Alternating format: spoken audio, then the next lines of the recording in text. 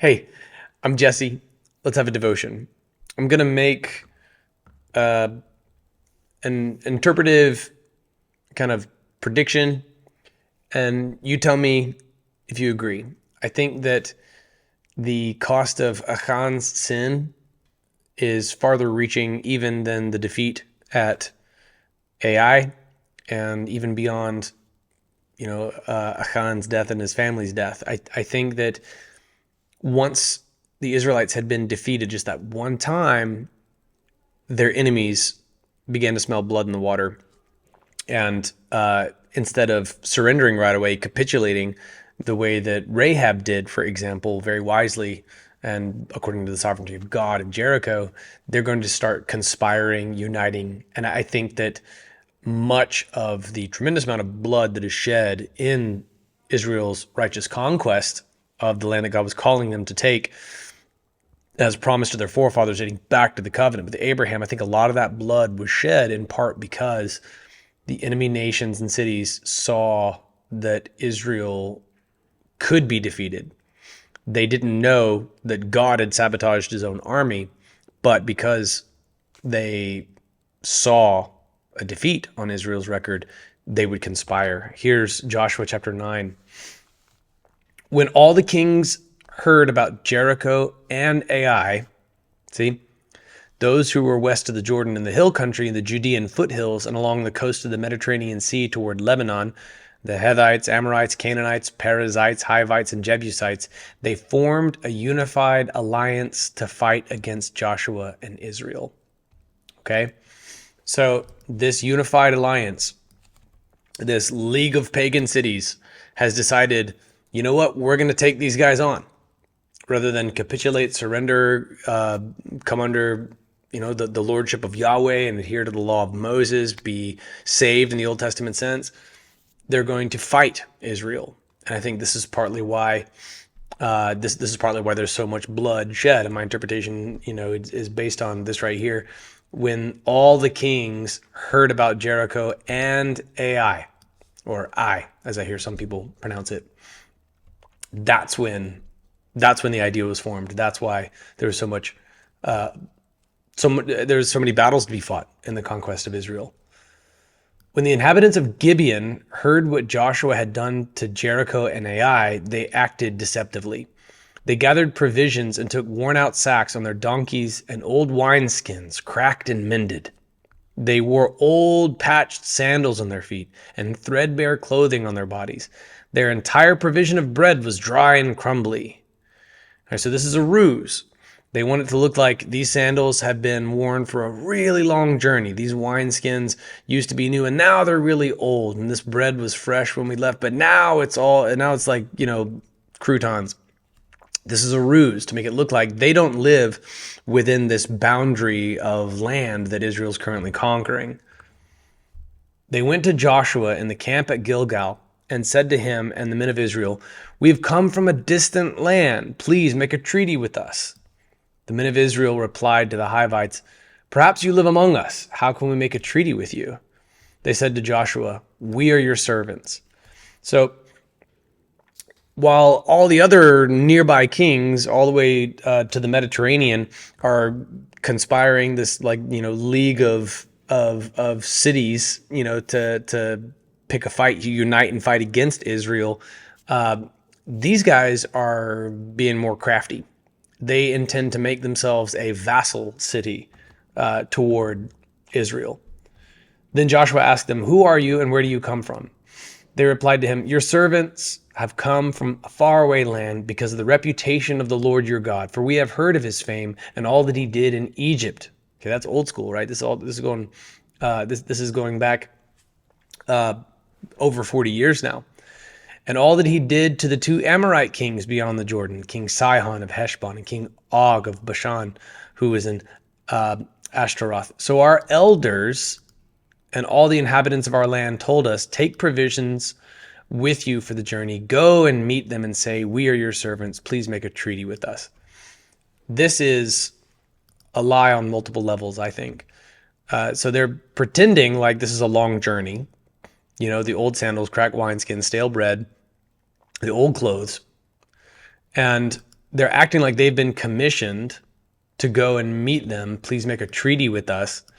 But I think that this opening phrase of the sentence, if you're watching this on video at allies.network, our elders and all the inhabitants of our land told us.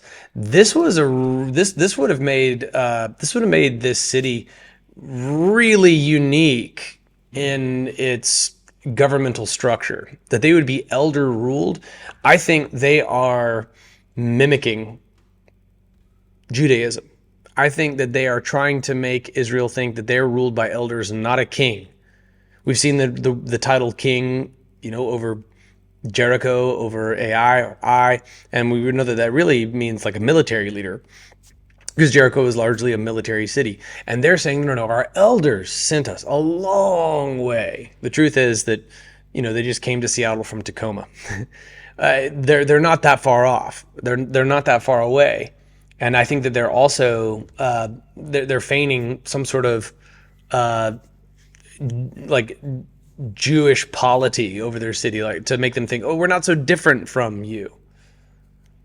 Verse 12, this bread of ours was warm when we took it from our houses as food on the day we left to come to you, which was like yesterday probably. But see, it's now dry and crumbly. These wineskins were new when we filled them, but see, they are cracked. And these clothes and sandals of ours are worn out from the extremely long journey. I think I would have been suspicious at this point. Then the men of Israel took some of their provisions, but did not seek the Lord's decision. Uh-oh. You can see where this is going. If you've been with us through our series in Judges, man, you know. All right, when you don't seek the Lord at all, all right, you're going to, not only is it going to fail, all right, but man, it's going to lead to disaster.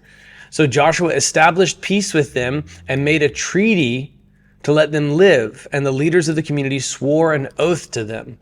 This is almost interchangeable. Think of this like a covenant. All right, it's taken very, very seriously. Now, these guys are lying, and Joshua fell for it. Nobody sought the Lord. They were wise in their own eyes. They leaned on their own understanding. And any student of the book of Proverbs will tell you that's a recipe for disaster. Not even consulting God. Not even praying about it. I mean, God had been speaking to Joshua so clearly all the while. This was one of the few lapses in Joshua's leadership. And so, man, I think that this is something that precipitates from Achan's sin. Because they'd heard about Ai, these nations are all aligning against Israel. And, once again, having had multiple victories under their belts, but having forgotten where those victories ultimately came from, they begin to rest upon their own understanding, their own judgment. And it's not going to work. Here's where these guys are coming from. The Gibeonites probably also, they know about Egypt, they know about Sihon, they know about Og. I mean, like Rahab, they know everything. But unlike Rahab, they have no intention of worshiping Yahweh. Rather, they intend to manipulate their way into a covenant. They probably knew this, Deuteronomy 20, verses 16 through 18. However, you must not let any living thing survive among the cities of the people the Lord your God is giving you as an inheritance. You must completely destroy them. The Hethite, Amorite, Canaanite, Perizzite, Hivite, and Jebusite. That includes the people of Gibeon, by the way, as the Lord your God has commanded you, so that they won't teach you to do all the detestable acts they do for their gods, and you sin against the Lord your God. And so they are prey to this deception. And the consequences of sin are far-reaching. This is a New Testament truth as well. Okay, look at Romans chapter 5, beginning in verse 12. Therefore, just as sin entered the world through one man and death through sin, in this way death spread to all the people because all sinned. In fact, sin was in the world before the law, but sin is not charged to a person's account where there is no law. Nevertheless, death reigned from Adam to Moses, even over those who did not sin in the likeness of Adam's transgression. He is a type of the coming one. So this portion of the text speaks to the cascading precipitous effects of sin and how it's generational and just it goes way beyond what you might think. Man, it is a lie from the devil when he tells you like this sin's not that big of a deal, even if it's a secret sin.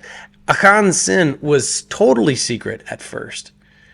This is the great ruse. This is the rusty barbed hook hidden inside the delicious bait that was temptation. Temptation that you and I had a way out of.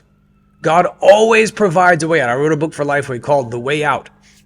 And man, it means that our sin is 100% our fault.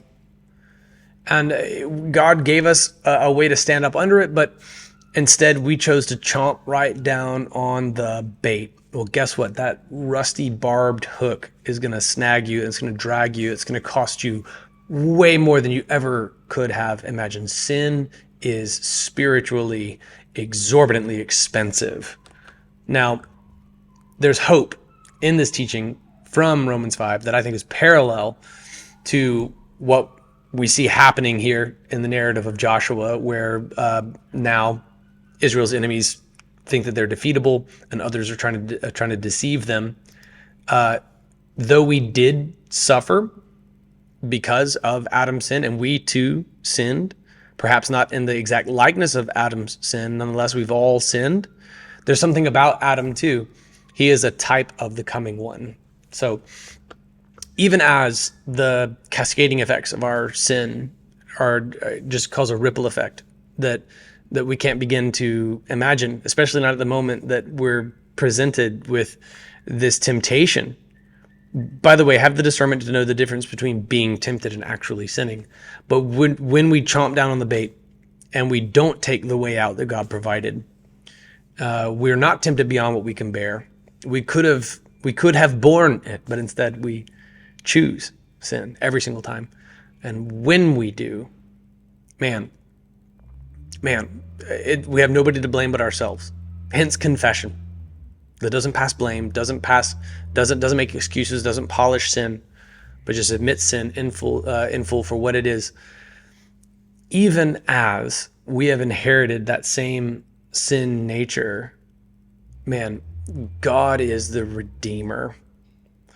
God is gracious. God is forgiving. Where sin abounds, grace abounds all the more. That means there's more grace than there is sin. There's way more. Grace abounds more. And so even Adam, who started this whole massive domino effect, even Adam, however, the text says of Romans chapter 5, is a type of the coming one.